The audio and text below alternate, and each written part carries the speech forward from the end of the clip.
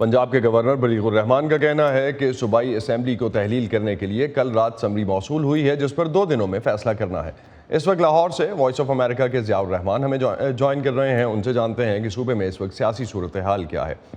ضیاء، ماہرین کیا کہہ رہے ہیں کہ مسلم لیگ نون اور اس کے سیاسی اتحادیوں کے سامنے اس وقت کیا آپشنز ہیں اس بحران سے نمٹنے کے لیے؟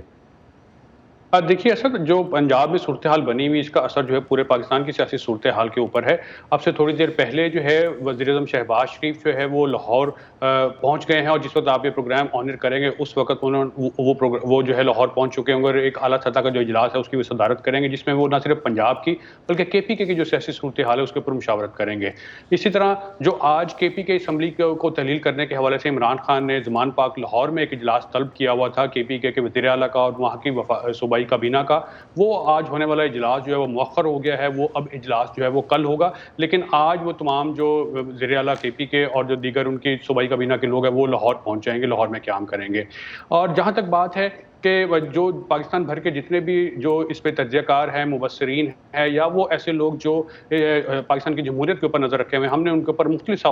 سوالات کیے تھے یہ ساری صورتحال کو سمجھنے کے لیے، تو سب کا یہ کہنا تھا کہ اب چونکہ وزیر اعلیٰ پنجاب نے ایک سمری گورنر کو بھجوا دی ہے اور گورنر وہ سمری کو موصول بھی کر چکے ہیں، جس کے بعد اب گورنر کے پاس اور کوئی راستہ نہیں بچتا کہ وہ انتخابات نہ کرائیں۔ اب گورنر کو جو ہے وہ اسمبلی کو اس سمری کے اوپر اس کو منظور کرنا ہے، اگر نہیں کرتے تو 48 گھنٹوں کے اندر جو ہے وہ خود بخود جو اسمبلی تحلیل ہو جائے گی، یعنی کہ جو اسمبلی ہے وہ منظور ہو جائے گی۔ تو اب سے تھوڑی دیر پہلے گورنر پنجاب نے جب میڈیا میں لاہور سے بات کی ہے تو ان کا یہ کہنا تھا کہ ایک مشکل ضرور پیش آ رہی کہ اگر وہ ابھی اسمبلی کو جو ہے وہ منظور کرتے ہیں تو جو انتخابات ہیں وہ پاکستان میں رمضان کے وقت ہوں گے، اس وقت جو صورتحال ہے وہ قطرے جو ہے وہ مختلف ہوتی ہے۔ تاہم جو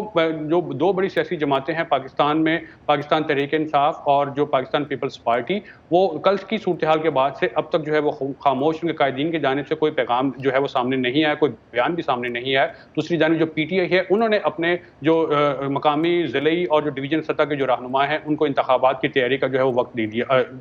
تیاری کا حکم دے دیا ہے اس کے لیے۔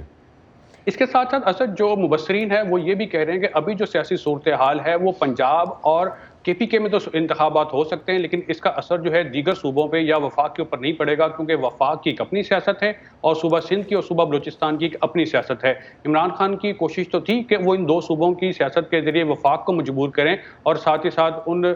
جو ہے وہ طاقتور حلقوں کو جو ہے وہ مجبور کریں کہ وہ پورے پاکستان میں بیک وقت انتخابات کرائیں، لیکن سیاسی مبصرین اور تجزیہ کار یہ سمجھتے ہیں کہ عمران خان کی یہ کوشش جو ہے اب تک کامیاب نظر نہیں آ رہی ہے، کیونکہ اسمبلیاں جو تحلیل ہیں وہ صرف پنجاب اور کے پی کے کی ہو رہی ہیں یا ہوں گی، دونوں صوبوں میں دوبارہ سے انتخابات ہو سکتے ہیں اور وفاق پہ اس کا اور باقی صوبوں پہ اثر نہیں پڑے گا۔ بہت شکریہ ضیاء، آپ ہمیں اپڈیٹ کر رہے تھے لاہور سے۔